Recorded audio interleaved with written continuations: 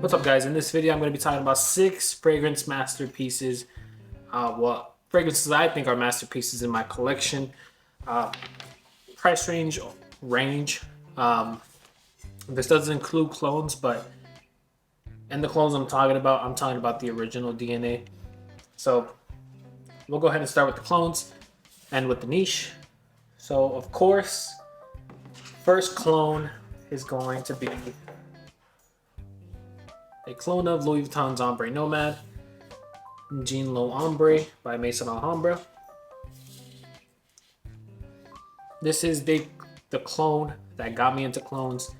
Smelling this one at first on somebody, the actual DNA of Ombre Nomad, and then finding out there was clones on it. I was skeptical about clones at first. I wasn't really into the fragrance community either, so I didn't know how good they could be.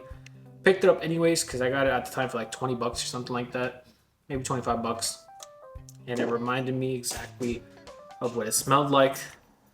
That sent me on just a clone rampage. I bought every Louis Vuitton clone there was, then I bought every Tom Ford clone there was. So next one is another one from that love, is Tobacco Touch by Maison Alhambra. Two are pretty much my first 2 clones, like not first 2 completely, but out of the clones I did get, these are the first 2, or just like the first 2 batches of the Louis Vuittons and the Maison Alhambra. I always kept Creed at a higher level, so I never got a Creed clone. I was kind of skeptical, that I ended up getting Millennium Imperial's clone, and didn't trust any Aventus clone just because I was already 2 batches of Aventus deep and didn't think anything could compare it, just because I did smell the Club de Nuit. I believe it was limited. That I wouldn't recommend you getting that if you want an Aventus dupe. Maybe it's just the Aventus I've had. They could have been the smokier batches or whatever, but not the ones I would recommend you to get.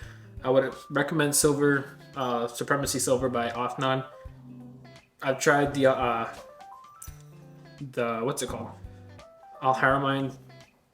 I didn't try the Maison Alhambra just because it doesn't look appealing. But next one, talking about Creed Aventus. This is for sure a masterpiece. This caused many companies to make a DNA like it. It is Creed Aventus, even though now it's a fragrance that no one, I guess, enjoys too much or gets bored of. For me, the clone is good enough for what I'm looking for, and I just got the Brasilia Absolute, which is the Absolute Aventus clone by Alexandria, which pretty much sparks that enjoyment for Creed again. That could be a hot take. Absolute Aventus is one of those, or just that DNA. It made me enjoy Aventus again. Makes me want to start wearing it more often. So I've been wearing that a lot. Didn't want to put it in that video just because it's something I've received recently. It is something I've been wearing a lot, but I just didn't want to put it in this video. I just realized I put a niche in front of this one, but that's fine. This is going to be Dolce Gabbana, the 1 EDP. This is another fragrance that I've owned ever since I got into fragrances. I did have the EDT. I believe it was like middle school or high school, or maybe freshman year. I believe it was middle school though. I did have the EDT. I ended up getting the EDP. Ran out of both.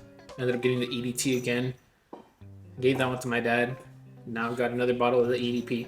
So I pretty much have been through the one line, and it's I believe it was actually my first decent fragrance. I know right now they're going for like 50 bucks or whatever, but I remember spending more than $50 when I did receive it. So this was a while ago, so price on these have definitely dropped, but I believe it's been on the market for a while. Next is another niche. This one is another recent pickup that I've pretty much just fallen in love with. I was really skeptical about it, but it's just since very unique to me. Another one I had to stop myself from wearing just because of how expensive it is. It kind of reminds me of when I first got Aventus, that I kind of wanted to keep wearing it and kind of wanted to stop, but I just kept on spraying it. It's going to be Xerjoff's Orm. Definitely recommend trying this one. Um,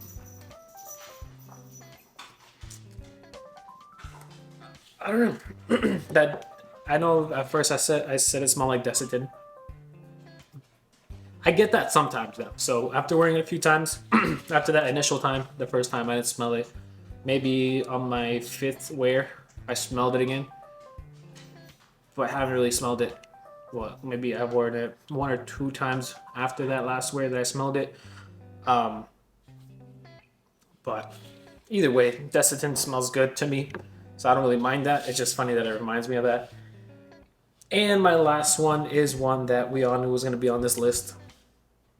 This one is definitely, out of all these masterpieces, this is the masterpiece of the masterpieces.